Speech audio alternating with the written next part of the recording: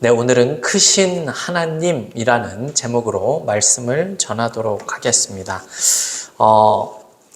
느헤미야와 유대인들이 실제로 예루살렘 성벽 재건에 착수하는 것을 방해하던 적대자들은 크게 당황하는 모습이 있었죠.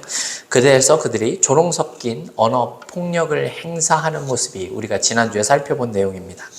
산발랏은 먼저 유대인들을 비웃으면서 심한 말로 조롱하는 모습을 보여줬습니다. 그 조롱하는 말이 이 4장 2절을 보면 5가지 내용으로 요약할 수 있었습니다. 첫 번째는 이 미약한 유다 사람들이 하는 일이 무엇인가 라는 내용입니다. 유대인들은 미약한 사람들이라고 이렇게 정의를 내리고 있습니다. 그리고 두 번째는 스스로 견고하게 하려는가 라는 말씀인데요. 너희들끼리 힘을 합해 성을 쌓는다고 그것이 견고하게 될 줄 아느냐 이렇게 말하는 내용이죠. 그리고 세 번째는 제사를 드리려는가 라는 말입니다. 그 위에 올라가서 제사라도 드릴 요량이냐, 이것은 성벽이 아니라 돌로 된 작은 이 제단을 쌓는 것이다 라고 이렇게 폄훼하는 말입니다.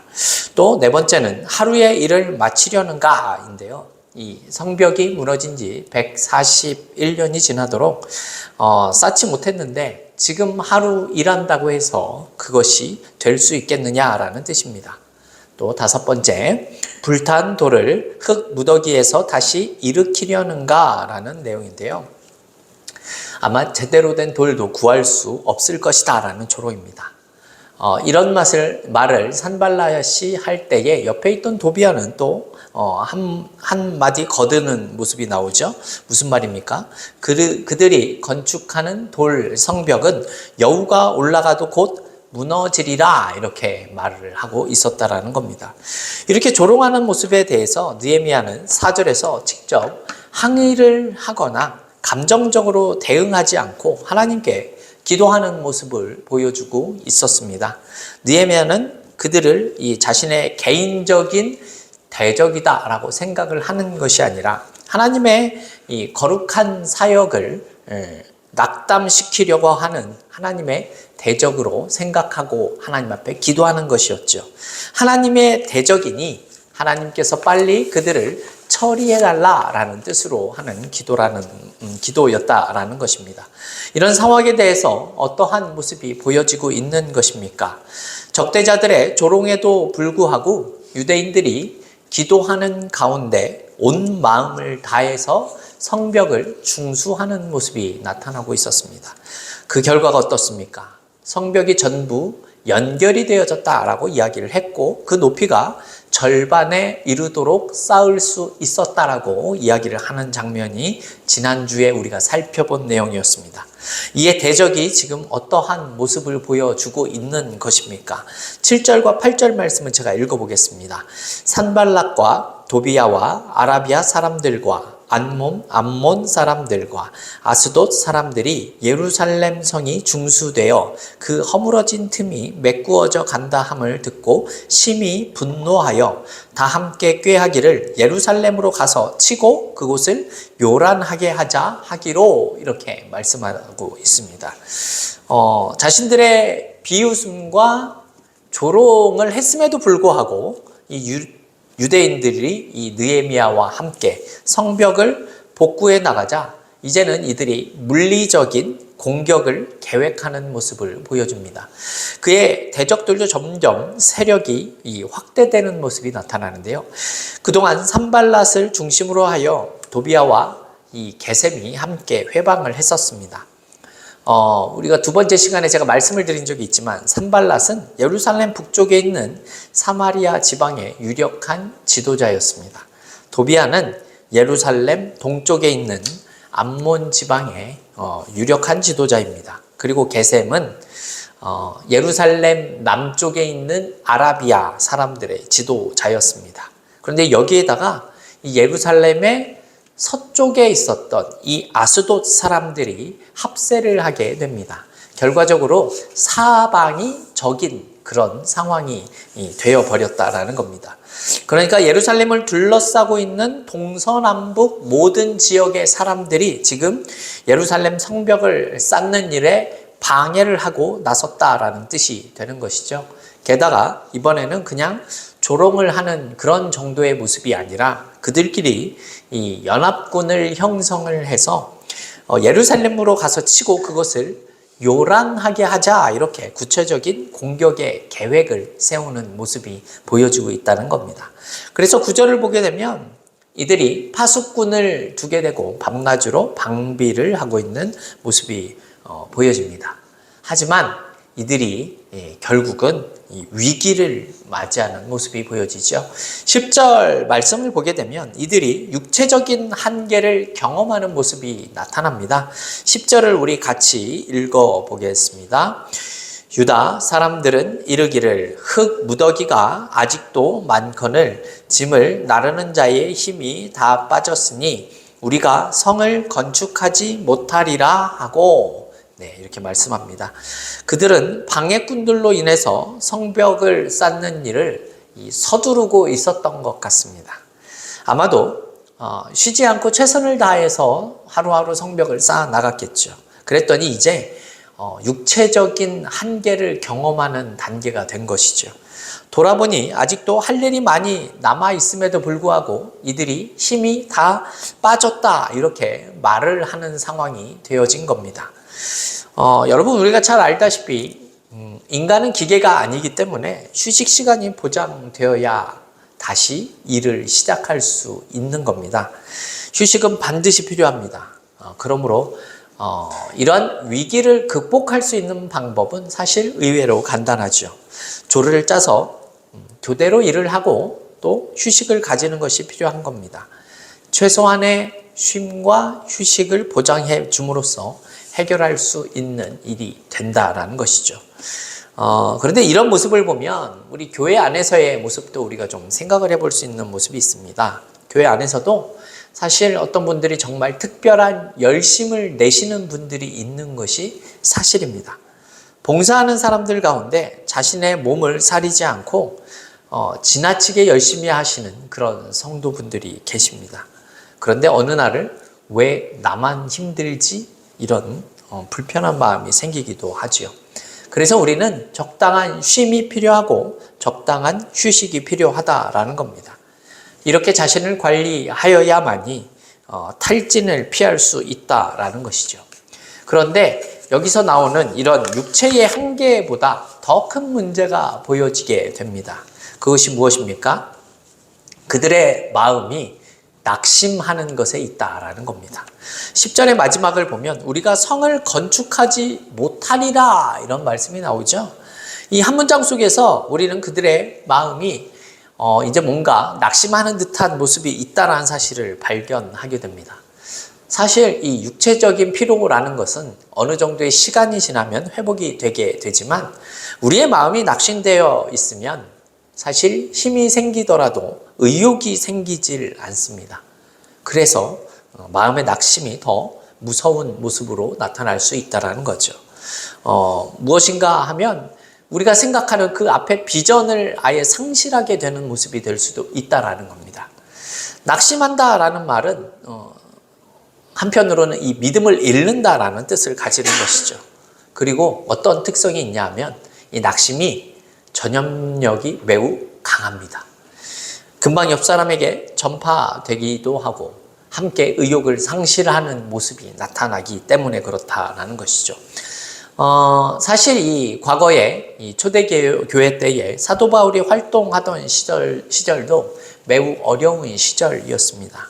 주님이 다시 오신다라는 그 재림의 약속이 계속해서 지연이 되고 있고 외부로부터 심한 박해를 받고 있는 상황에서 지금 교회를 유지해야 하기 때문에 그렇죠. 그래서 낙심하는 성도들이 많이 있었습니다. 그리고 그래서 이 사도 바울은 각 교회에 편지를 보내게 되죠. 그 가운데 어떤 내용이 있냐면 낙심하지 말 것을 수차례 권면하는 모습이 있었다라는 겁니다. 먼저 자신은 그 어떤 환난과 어려움을 당하고 있더라도 나는 낙심하지 않고 있다, 이렇게 고백을 합니다. 그리고 사도 바울이 낙심하지 말아야 할 이유에 대해서 분명히 설명을 해주는 장면이 나옵니다. 우리 앞에 나온 갈라디아서 6장 9절에 나온 말씀을 같이 한번 읽어보겠습니다. 우리가 선을 행하되 낙심하지 말지니 포기하지 아니하면 때가 이름에 거두리라. 아멘.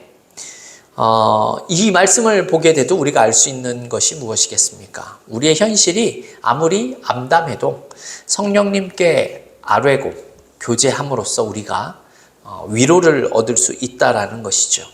우리가 바라기는 이 성령 안에서 우리가 낙심하는 것이 아니라 포기하지 하는 것이 아니라 끝까지 믿음의 선한 싸움을 싸우는 것을 통해서 최후의 승리를 기쁨으로 맞이할 수 있는 저와 여러분이 되었으면 합니다. 하지만 11절을 보게 되면 이들이 낙심하는 마음뿐만 아니라 또 이러한 마음이 들고 있습니다. 어떤 마음인가 하면 두려워하는 마음이 생기고 있다는 겁니다. 원수들이 우리도 모르는 사이에 들이닥쳐서 우리를 사륙하게 되면 성벽을 재건하는 그 사역이 끝날 수도 있다라는 이런 우려를 하고 있다라는 말입니다. 이 말씀을 보게 되면 이 적대자들의 말에 의해서 이 유다 백성들이 지금 주눅이 들어있는 상태입니다. 아직 그들이 쳐들어온 것도 아니고 엄포를 놓고 있는 상황 속에서 이들이 먼저 지레 겁을 먹고 있는 그런 모습이다라는 겁니다. 물론 사륙을 하겠다라는 말을 통해서 두려운 생각이 들 수도 있을 것 같습니다. 하지만 여기에서 조금 더 큰 내부의 어려움이 발생을 하게 됩니다. 우리 12절에 나온 말씀 같이 한번 읽어볼까요? 12절입니다. 그 원수들의 근처에 거주하는 유다 사람들도 그 각처에서 와서 10번이나 우리에게 말하기를 너희가 우리에게로 와야 하리라 하기로, 이렇게 말씀하는 내용입니다. 여러분, 이 말씀이 무슨 뜻인 줄 아시겠습니까?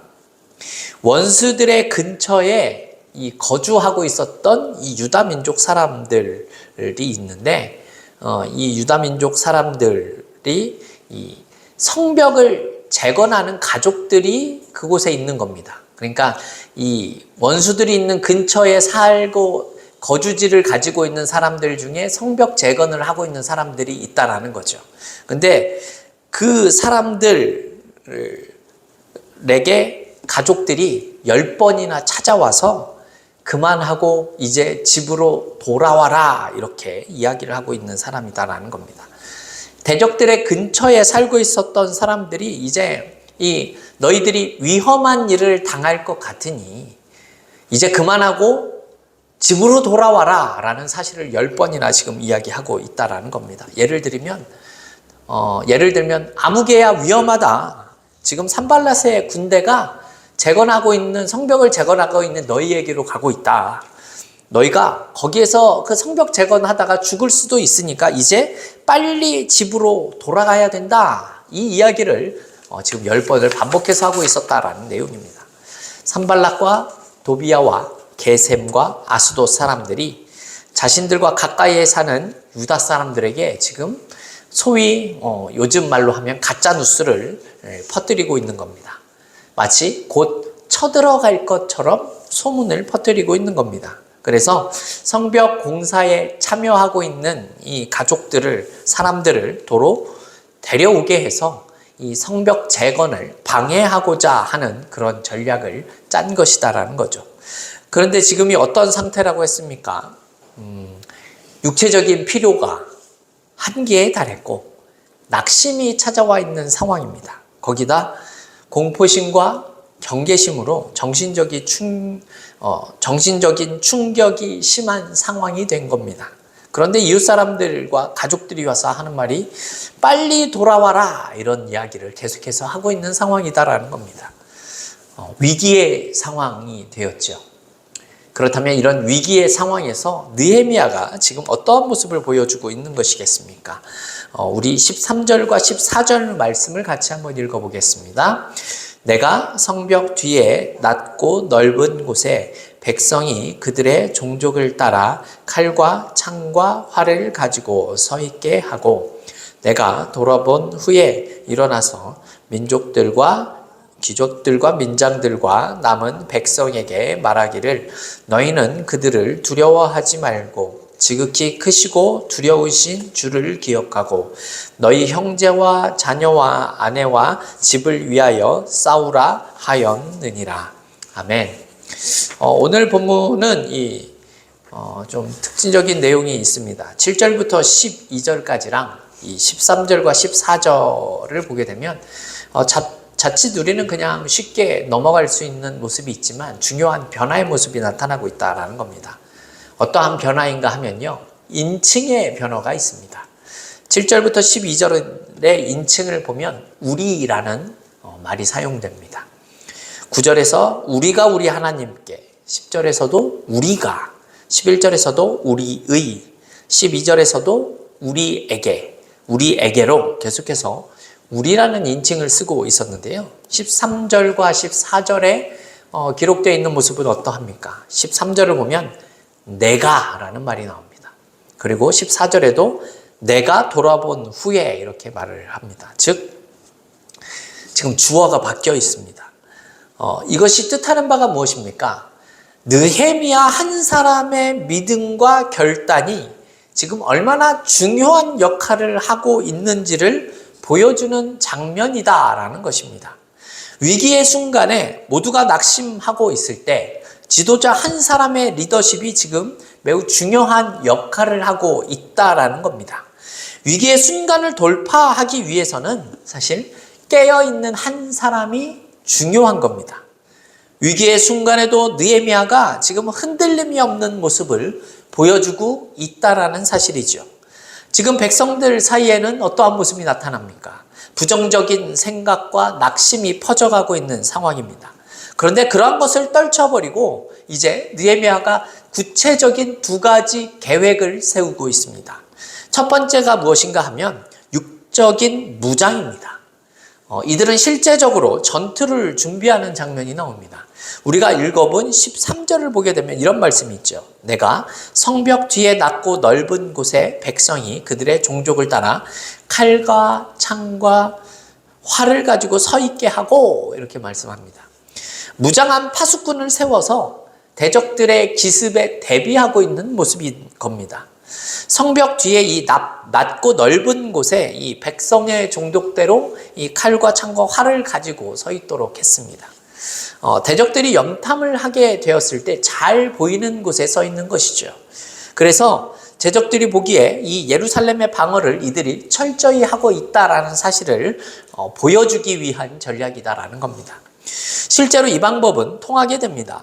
15절의 내용을 보게 되면 유다 백성들이 대적들이 할 것 같은 일을 미리 눈치채고 무장한 사람들로 지키게 했더니 하나님이 그들의 계획을 폐하하셨다라고 말씀하고 있는 내용이 나오기 때문입니다. 그래서 이들이 다시 돌아와서 일을 할 수 있었다는 내용입니다. 사실 산발랏을 비롯한 이 대적들의 계획은 무엇인가 하면 실제적으로 공격을 하는 것이 아니라 위협을 가해서 겁을 주는 것이 그들의 실질적인 목표였습니다. 그러면 유다 사람들이 지레 겁을 먹고 스스로 무너지게 하려는 것이지요. 이렇게 하면 실제로 싸우지 않고 그들의 계획을 무너뜨릴 수 있기 때문입니다. 그리고 느헤미야를 끝까지 읽어보신 분들은 알고 계시겠지만 이 대적들이 실제로 공격한 적은 없었다라는 겁니다. 즉 느헤미야는 그들의 의도를 눈치채고 겁을 먹지 않고 철저하게 방어하고 있다라는 사실을 보여주는 모습이었습니다. 그들이 볼 수 있도록 성벽 뒤에 낮고 넓은 곳에 무장한 경계병들을 세워 놓았던 것입니다. 그래서 느헤미야가 하는 말이 무엇입니까? 하나님이 그들의 꾀를 패하셨다라고 15절을 통해서 고백하고 있는 겁니다. 하나님께서 느헤미야로 하여금 깨닫게 하셔서 그들의 의도가 먹히지 않게끔 하셨다라고 고백을 하고 있는 겁니다. 느헤미야가 지금 이 공로를 하나님께 돌리고 있습니다. 유대인들이 겁먹지 않고 도리어 방비를 철저하게 하자 당황한 것이 오히려 산발랏 일당이 된 것입니다. 지도자인 느헤미야가 겁을 먹지 않고 철저히 대비를 했다라는 소식을 듣고 일부 돌아갔던 유대인들이 다시 돌아오게 됩니다. 그리고 느헤미야는 이후에 대적자들이 어떤 공격을 해올지 모르기 때문에 만반의 대비를 하며 공사를 진행하는 모습이 나옵니다. 그 내용이 16절부터 23절의 기록에 나와 있는데요. 제가 간략하게 좀 설명을 드리겠습니다. 16절을 보시면 내 수하의 사람들은 이라는 표현이 나오는데요. 여기서 내 수하의 사람들이라는 말은 느헤미야를 따라서 페르시아에서 같이 온 친위대들로 보여집니다. 그들 중 절반은 현장에 투입이 되고 절반은 갑옷을 입고 창과 방패와 활을 들고 공격에 대비해서 방어하도록 했다라는 내용이 나옵니다. 또 17절과 18절의 모습을 보면요. 일하는 백성들도 한 손에 병기를 잡고 일을 하도록 하고 어떤 사람들은 허리에 칼을 차고 일을 하도록 했습니다. 그리고 느헤미야 곁에 나팔을 부는 사람이 있어서 철저하게 경계를 하도록 하고 적이 공격을 하게 되면 나팔을 불러 일사불란하게 움직일 수 있도록 하였다라는 내용입니다. 또 21절을 보게 되면 백성들이 일하는 동안 안전을 위해서 창을 든 자들이 옆에서 동트는 새벽부터 별이 나는 밤까지 철저하게 보초를 쓰고 있었다는 겁니다. 그리고 22절도 보게 되면 예루살렘 성 안에서 아예 잠을 자도록 했다라는 것이죠. 또 23절을 보겠습니다. 그들은 아예 갑옷을 벗지 않도록 했다라는 표현이 나옵니다. 물을 기르러 갈 때에도 한 손에는 병기를 손에 잡고 가도록 했습니다. 지금까지 이렇게 살펴본 내용이 어떻습니까? 느헤미야는 적의 공격에 대비해서 매우 철저하게 반격할 수 있고 대응할 수 있는 준비를 해놓고 있다라는 사실을 우리가 알 수 있는 모습입니다. 혹시나 하는 만약의 사태를 철저하게 준비한 느헤미야의 모습이었다라는 겁니다. 육적으로는 이런 모습을 보였고요. 두 번째로 이들은 영적인 무장을 하는 모습이 보여집니다. 이 낙심한 귀족들과 민장들과 남은 백성을 믿음으로 격려하는 모습이 사실 14절에서 나오고 있습니다. 그리고 오늘 말씀에서 가장 중요하다고 생각하는 부분을 우리가 볼 수 있어야 합니다. 그것이 무엇입니까? 바로 14절에 나오는 지극히 크시고 두려우신 주를 기억하는 것이다 라는 내용입니다.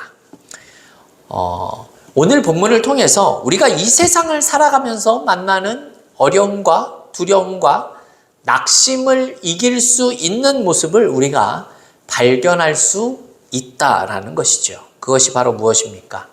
지극히 크시고 두려우신 주를 기억하며 살아가는 것이다라는 겁니다. 느헤미야가 경험한 하나님은 지극히 크신 분이시고 나를 위협하는 적보다 훨씬 더 크신 분이시다라는 건 말씀이죠. 우리에게 어떤 어려운 일이 닥쳤을 때에 만일 그 문제가 우리 주님보다 더 크게 보인다면 여러분 문제를 해결하는 일은 힘들어지게 됩니다. 오늘의 느헤미야는 커다란 문제 앞에 지금 직면하고 있습니다. 그러나 지금 어떻게 고백하는 겁니까? 문제보다도 더 크신 주님이 있다라는 사실을 확신하고 있는 모습이라는 겁니다. 여기서 우리가 생각해 볼 수 있는 내용은 이러한 것이죠. 불신앙은 문제를 더 극대화시키지만 주님을 바라보는 신앙은 문제를 해결할 수 있다는 겁니다. 주님을 향한 신앙은 우리로 하여금 문제를 더 작게 만드시는 그 주님을 우리가 바라보는 것이다 라는 말씀이 되는 겁니다. 우리는 성경에서 이스라엘 백성들이 가나안 땅에 들어가기 전에 그 땅이 어떤 땅인지를 알아보기 위해서 각 지파에서 한 사람씩 12이 가나안 땅을 정탐하는 일을 우리는 알고 있습니다. 그들이 그 땅을 탐지하고 나서 하는 보고를 우리는 이미 또 알고 있지요. 문제를 더 크게 봤었던 10명의 믿음 없는 사람들과 주님을 더 크게 보고 있는 2명의 믿음 있는 사람들의 보고가 똑같은 것을 봤지만 얼마나 다른지를 우리는 이미 알고 있다는 말씀입니다. 자신을 메뚜기로 표현하는 10명이 있었고 또 그 거인들을 밥으로 표현하는 믿음의 사람들이 있었다라는 겁니다. 여호수아와 갈렙은 그 땅의 거인들보다 훨씬 더 크신 하나님이시를 우리가 믿고 있다라는 사실을 알고 있었습니다. 다윗과 골리앗의 싸움도 마찬가지이죠. 다윗이 하는 말이 무엇입니까? 너는 칼과 창과 단창으로 나아가지만 나는 만군의 여호와의 이름으로 나아간다, 이렇게 말씀하는 모습을 우리가 압니다. 거인이었던 이 골리앗의 위협에도 불구하고 다윗은 두려워하지 않습니다. 담대하게 하나님의 이름으로 나아갈 수 있었던 이유가 무엇이겠습니까? 다윗은 하나님이 골리앗보다 훨씬 더 크신 분이시다라는 사실을 알고 있다라는 겁니다.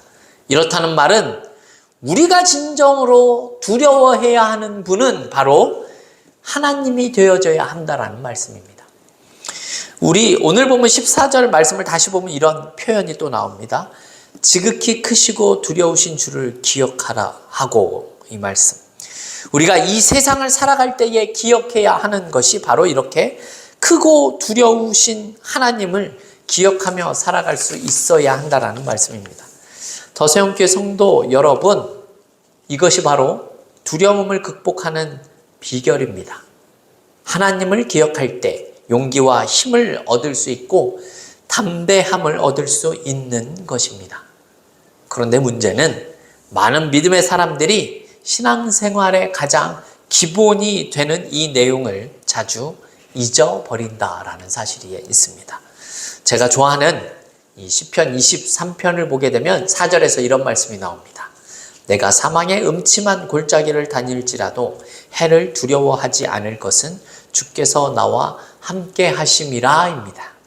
저와 여러분은 나를 위협하는 그 어떤 두려움보다 더 크신 하나님이 계시며 그 하나님께서 나를 위하여 싸워주시고 계신다는 사실을 기억함을 통하여서 우리의 남은 시간이 지치지 않고 하나님을 의지함으로써 승리를 맛보며 살아갈 수 있는 우리들이 다 되어질 수 있기를 주님의 이름으로 축원합니다.